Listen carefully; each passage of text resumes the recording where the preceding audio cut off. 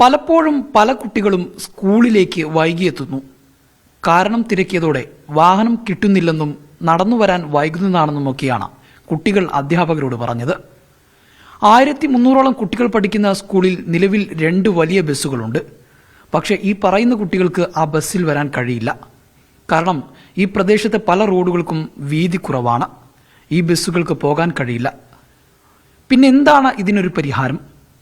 മലപ്പുറം കൊണ്ടോട്ടി നെടിയിരുപ്പ് ചിറയിൽ government UP സ്കൂളിലെ അധ്യാപകർ തലപുകഞ്ഞ് ആലോചിച്ചു. അങ്ങനെയാണ് ഒരു ചെറിയ സ്കൂൾ വാഹനം വാങ്ങാമെന്ന് തീരുമാനിച്ചത്.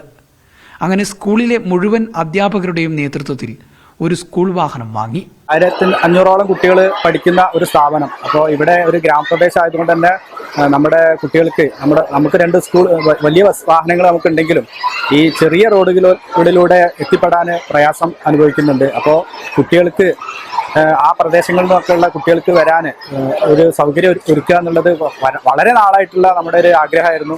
വിദ്യാർത്ഥികളുടെ യാത്രാ പ്രശ്നം പരിഹരിക്കാൻ അധ്യാപകർ സ്വന്തം കീശയിൽ നിന്നും പണമെടുത്താണ് ഒരു പുതിയ വാഹനം വാങ്ങിയത്. വിദ്യാലയത്തിലെ 50ഓളം അധ്യാപകർ ചേർന്ന് ഏതാണ്ട് 7.5 ലക്ഷം രൂപ സമാഹരിച്ചാണ് പുതിയ വാഹനം വാങ്ങിയത്. ഈ ഒരു ഗ്രാമപ്രദേശത്ത് വളരെ നല്ല സൗകര്യത്തോടു കൂടി തന്നെ ഇപ്പോൾ പ്രവർത്തിച്ചു വരുന്ന ഒരു പ്രൈമറി വിദ്യാലയമാണ് GM UP സ്കൂൾ ചിറയിൽ. അവിടുത്തെ വിദ്യാർത്ഥികളുടെ യാത്രാ സൗകര്യം വളരെ കാലത്തെ ഇടപെടൽ മൂലം ഇവിടുത്തെ സുമനസ്സുകളുടെ സഹായത്തോടു കൂടി വലിയ 2 വാഹനങ്ങൾ, അതായത് ബസ്സുകൾ ഓടുന്നുണ്ട്. എന്നാൽ ഉൾപ്രദേശത്തു നിന്നും വരുന്ന ചെറിയ ഊടുവഴികളിൽ നിന്നും വരുന്ന കുട്ടികൾക്ക് വാഹന സൗകര്യം വളരെ പരിമിതമാണ്. അവരുടെ ഈ പ്രയാസം മനസ്സിലാക്കിക്കൊണ്ട് ഇവിടുത്തെ അധ്യാപകർ മുൻകൈ എടുത്തുകൊണ്ടാണ് ഇങ്ങനൊരു സംരംഭത്തിന് തുടക്കം കുറിച്ചിരിക്കുന്നത്. 7,35,000 രൂപ ആണ് ഇതിന് റോട്ടിലിറക്കാൻ ഞങ്ങൾക്ക് ചെലവായത്.